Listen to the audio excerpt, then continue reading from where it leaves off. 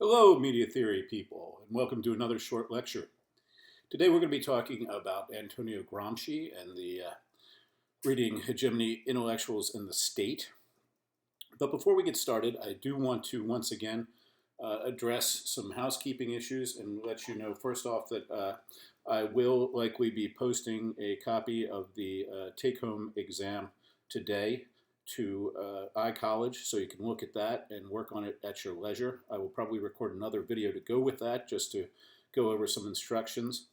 So please keep an eye out for that. And also, if you haven't begun submitting your abstracts yet, it's probably about time to do so. We're rapidly approaching the middle of the semester.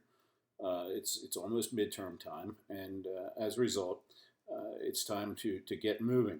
So again, there are a total of 10 abstracts that you must submit prior to the end of the semester. There are 19 readings as it stands right now. So you get to choose out of those 19 the 10 that you would like to respond to. You can turn these in any day of the week, doesn't matter, but no more than 2 abstracts in any given week, please.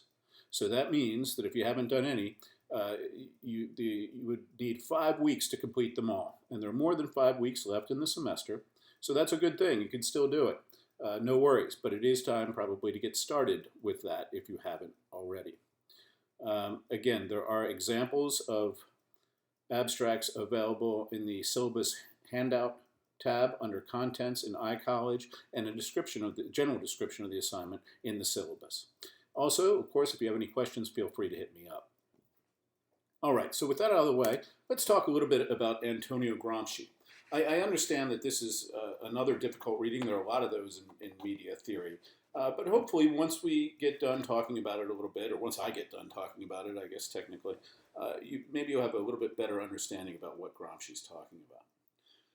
So Antonio Gramsci was an Italian Marxist theoretician and a politician. He was a founding member of the Communist Party of Italy and was eventually imprisoned by Benito Mussolini for his communist views. The reason we study Gramsci today and what he's best known for is his theory of cultural hegemony. And cultural hegemony is, I know it sounds like a fancy term, but it's not that hard to understand. Cultural hegemony explains how states, governments, use cultural institutions to maintain power in the context of a capitalist society. And of course, we'll talk about this more as we go along. So in order to understand hegemony, how a government stays in power and how it maintains control, we also have to understand ideology. This is a term that you hear bandied about a lot. People talk about different political ideologies and so on. Now, when they do this, they aren't really using the term in the same way that it's used by Marxist theoreticians. So an ideology broadly is a way of thinking, right? But in literary, cultural, and film studies, when we talk about ideology, we're talking about ideology as it is posited or thought of by Karl Marx and to some extent by his buddy Friedrich Engels. And in their way of thinking, they talk about ideology specifically as sort of the way of thinking that is perpetuated by the ruling class. So Marx famously said the ideas of the ruling class are in every epoch the ruling ideas.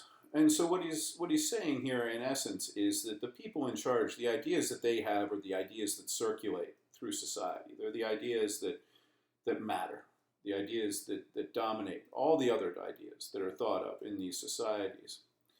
And he goes on because Marx ultimately is a materialist thinker. So he's worried about who controls the ability to create things, who owns the factories, in other words, who has all the money, who has all the goods, right? So he says, the class which has the means of material production at its disposal has control at the same time over the means of mental production. So let's unpack that. I know that's maybe hard to interpret, but let's unpack it a little bit. So what he's saying here is the class that has the means of material production, in other words, the ruling class, the people who control the factories, right? Because at this time, Marx is writing during the height of the industrial era, and when economies were based on factories. So he's saying the class that has control of material production, who own the factories, also have control at the same time over how people think. Now, admittedly, this is maybe a stretch, right? But this is what he makes a case for. This is his hypothesis, and then he tries to prove it. And he goes on, the entirety of the system of the ideas of the ruling class make up the ideology of a given society. So again, the idea here is that the way the rich people think, the way the ruling class thinks, influences the way everyone else thinks, right? Particularly now in the context of media. This is media theory. So the folks, another way of thinking about this is that the folks who control the media control the ideas that you're exposed to.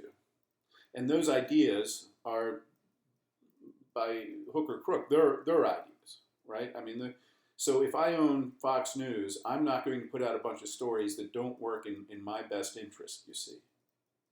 Indeed, my ownership of a news station or a newspaper could put a serious chilling effect or reduce the amount of stories that would run counter to my interests, right? I wouldn't want to run stories that could hurt me.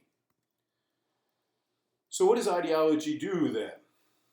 Right? Well, ideology perpetuates the system, the capitalist system. So, we see here the function of ideology would be the continual reproduction of the means of production. What this means in English is that ideology helps keep things the way they are and helps keep this going. So the ruling class stays the ruling class. They don't change. They still maintain all their power and money and still own all the factories, right? And at the same time, these ideas allow them to stay in control over a long period of time. It allows their children, let's say, to inherit their wealth and continue to be wealthy, right? It allows the capitalist system to reproduce itself.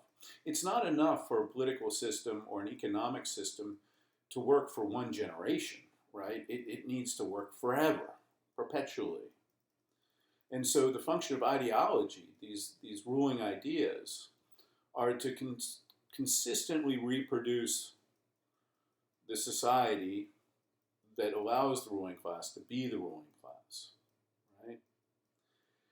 And so thinkers like Marx and to a certain extent Gramsci say that then ideology achieves this by distorting reality. So, I mean, you have all these ideas that you're exposed to that are coming from the ruling class, but they just seem like common sense. They seem like the way ideas are supposed to work, right? And these ideas, to some extent, manipulate reality. So you don't really know, right, your own circumstances. You're operating under what Marx would call a false consciousness. In other words, you don't really know how bad you have it to a certain extent.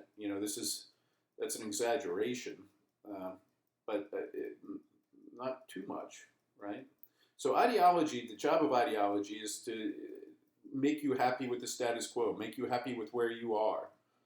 Assuming that y'all are not one percenters, then it means that you're happy being exploited by the capitalists, right? Again, I'm sort of dumbing down Marx's theory here, but that's the idea. So to go on here, while in fact the split in ruling and subservient social classes is artificial and serves the needs of the economic system, the ideas of ideology make it appear natural. Okay, so what he's saying here is that this division between the haves and the have-nots, the ruling class and the subservient class, right, the rich folks and the workers, this distinction is artificial. It's man-made. There's nothing natural about it, right?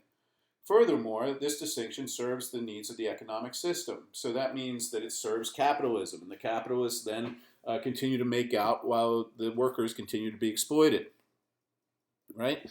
But ideology, what's so dangerous to a certain extent from a Marxist viewpoint, is that ideology makes this distinction seem natural. Like that's the way it should be. That it's not man-made. That it's some sort of almost divinely inspired distinction between people, and that's the way things should be, and it should never be any different. right? In doing this, it makes the subordinate or working classes accept the state of alienation against which they would otherwise revolt. So the idea here, Marx ultimately saw capitalism as a system that exploits workers, and because of this, workers become alienated. They become alienated from the things that they're making, as well as alienated from society and others more broadly, right? And that eventually they would recognize that they're getting screwed, and they would rise up and have a revolution, right? But ideology prevents this revolution from happening, right? So ideology, by accepting the ideas of the ruling class, you are living in a kind of false consciousness. You're not aware of how bad you have it, and as a result, you're not going and making revolution, right?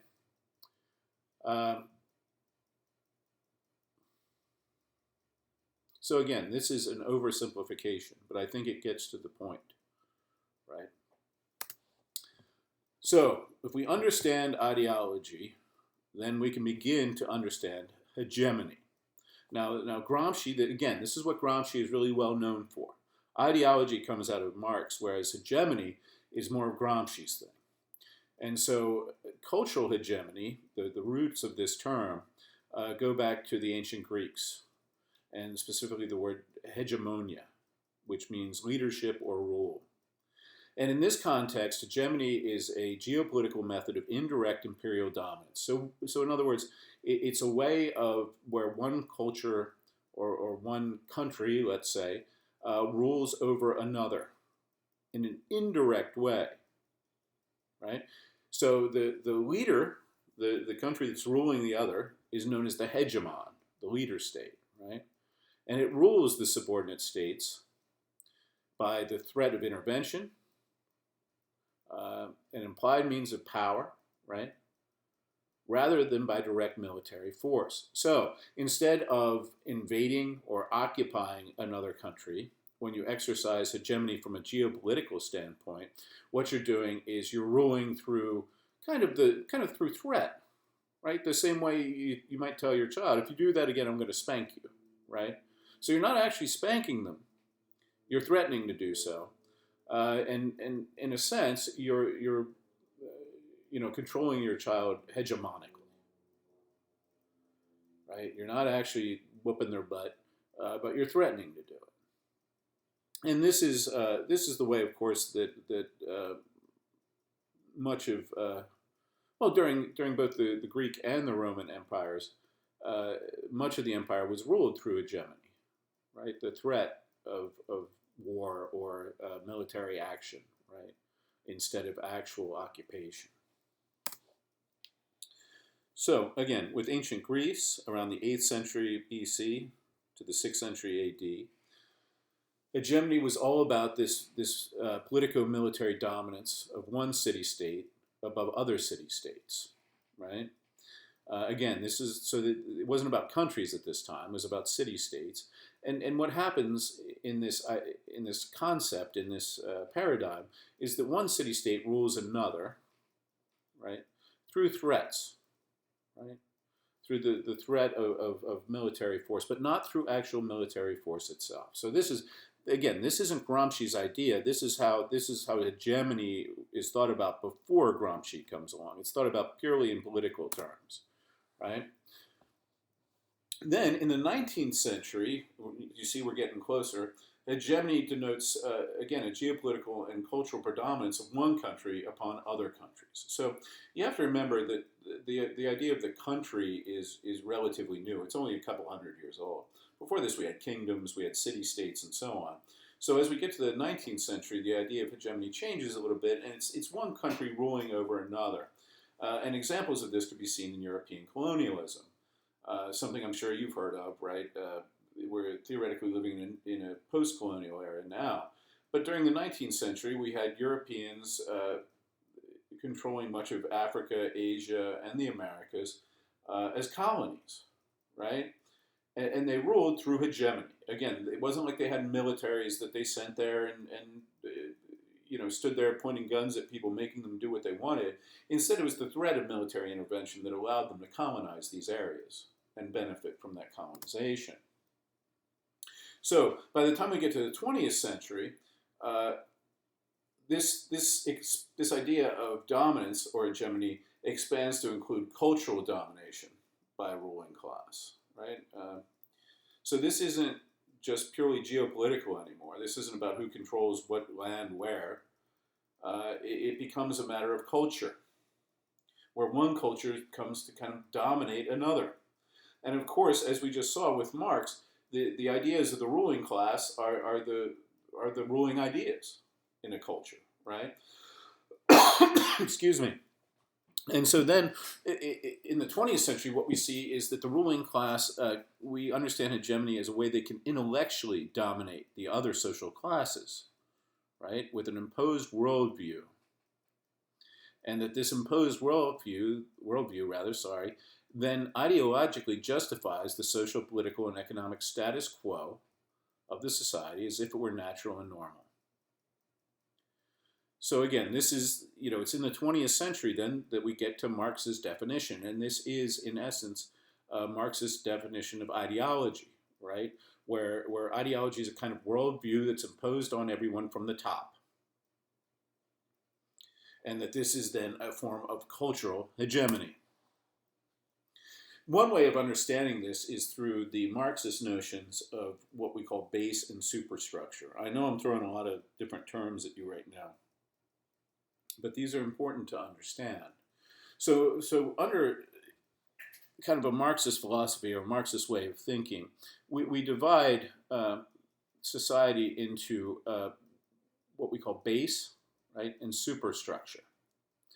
So superstructure is culture. That's another way of thinking about superstructure. So here we have things like relationships, the media, politics, culture, faith, right? We have, this is sort of the cultural flow of a society, let's say. And then down here at the base, we have things like the means of production, right? So these are the factories, relations of production. So these are all the business relationships that undergird the manufacturing of goods, right? So this would be, for example, the social class relationships. So when we say relationships of production, there's the ruling class who owns the factory, and then there's the working class that works at the factory. These are the relations of production. Then on the other side, we have the means of production, which again are things like, excuse me, Lord, I apologize for my cough. We have things like the factories themselves, capital, the money that we invest to make these things, right? And so what we see, according to Marx, is that this base, right, the economics at the bottom of a society, then influence the culture of that society. And in turn, this culture, through ideology, keeps the base the same, keeps it alive and keeps it going. So it's kind of a vicious circle, you see, right? Where the base shapes the superstructure, and the superstructure ensures that the base stays the same. And this is how, in a sense, ideology works. It comes in here, right? Ideology is manufactured in the superstructure. Ideology maintains the base, which are the economic conditions. The base influences ideology, and ideology maintains the base, and it goes on forever, in theory, right? So then Gramsci looks at this and he says, okay, we need to think more about hegemony in a cultural perspective. How do things work? And he says specifically that hegemony is perpetuated in two ways. Now, when I say hegemony is perpetuated, what I mean is that the dominant class stays in power in two ways. The first way is through the use of force, right? So the force is usually state-sponsored force, right? Government force. And in the United States, we have a bunch of representatives of this, right? We have the courts, we have the prison system, we have police, as with Derek Chauvin and George Floyd, which is what you see here, right? If you don't comply with the ideas and the rules of the ruling class, then they dispense force, right? They come at you with a gun and say, you're going to do this, or we're going to lock you up, or, right? I mean, they use force to make sure that they stay in power to a certain extent, right? The military is an example of this, particularly the National Guard within the context of, the military action on American soil, right? During the 1960s, with things like the shooting at Kent State University, where the National Guard was called in and they massacred a bunch of peaceful student protesters. This is an example of the use of force to maintain hegemony, right? Bringing in the soldiers to kill the people who were protesting the status quo, the war in that case, right? But the trickier way, and to me, in a sense, the more interesting way that hegemony is perpetuated is through the spontaneous consent of the masses. Well, what does that mean? Well, the spontaneous consent of the masses means that people agree to be ruled. Now, how do we get people to agree to be ruled? Why would you agree to be part of the peasant class instead of part of the ruling class, right?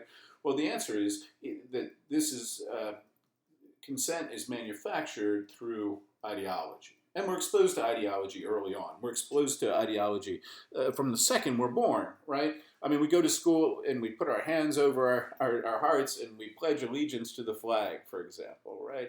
And this is, I mean, why do we do this? Why would you ever pledge allegiance to a flag of all things? Like, wouldn't it make more sense to pledge allegiance to the nation itself? I mean, I don't know. It always struck me as odd and silly. But it's something we do, right? And the idea is that you need to be a good American. And it's vague enough so that, well, we don't really know what being a good American means, but we know that we should do it, right? This is ideology working on you, right, through an institution. So this is the actual passage. The supremacy of a social group manifests itself in two ways: as domination and as intellectual and moral leadership. So then hegemony, skipping a few words here, is characterized by the combination of force and consent, which balance each other reciprocally, without force predominating excessively over consent. So what Gramsci is saying here is that if you're going to rule, if you're going to be in the ruling class, you can't just send people out with guns. That doesn't work, because eventually the people are going to rise up. There's more of them than there are of your people with guns. They're going to rise up.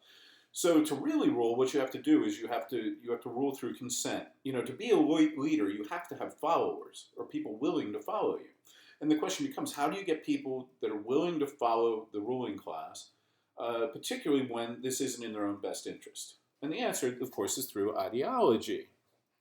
So, and the way that ideology is spread is such that it makes the working classes think that ideology is reality. Right? Indeed, ideology hides itself as common sense. I mean, even with you attending college at this point, you can ask yourself, like, why did I go to college? And the answer is, well, because I have to get a good job, right, to do well in the world. Well, that's ideology working on you. The truth is, you don't have to go to college at all to get an excellent job that will pay well and probably be more stable and perhaps more satisfying, right? I mean, you could go be a welder and make more money than, almost guaranteed make more money than you will the first year you get out of college, and probably have greater job security for your lifetime. But you think, right, I have to go to college so I get a good job, and so on. But that's not reality, right? Nevertheless, ideology disguises itself as common sense, and so then it creates consensus, right? Consensus. And so ideology presents itself as the only sensible way of seeing the world. And the problem with this, of course, is that ideology is generated by the ruling class, and as a result doesn't serve your best interest. So, to some extent, hegemony, in order to be exercised properly, has to maintain an equilibrium, right, between force and between generating consent, right, getting people to follow you. And it's a difficult kind of combination to reach, right? It's a difficult balance to reach. Ultimately, hegemony, if it's going to be maintained, has to be constantly negotiated. You know, once you gain power, you can't sit back. You have to constantly think about what do the little people want? What do the little people need? And give them a little bit of that in your ideology in order to get them to continue to consent to being governed, right? So in a way, you have to look out for the little guy a little bit, right? You can't just rule with a gun, or eventually there's going to be revolt. So in that sense, domination is not simply imposed from above, right? It's got to be won through the subordinated group's spontaneous consent to their cultural domination, right? The little guy has to believe that your ideology in some way serves his or her interest. And the ruling class has to constantly work on this in order to stay in charge, right? So then culture, for both Gramsci and to a certain extent for Sigmund Freud, interestingly, is an amalgam or a combination of both coercive, right, the ruling with the gun, and consensual mechanisms, ideology, for reconciling human subjects to their unwelcome fate as laboring animals in oppressive conditions, right? Sorry, this is sad, right? I mean, this is, Marx and Engels were not happy guys. But the idea is that you need this combination of both force and coercion in order to get people reconciled to the fact that they're worker bees, right? So that they don't come and make revolution and take all the one percenters' stuff. All right, well, I hope this clarified Gramsci a little bit for you, and I'll see you at the next lecture. Thanks for checking this one out.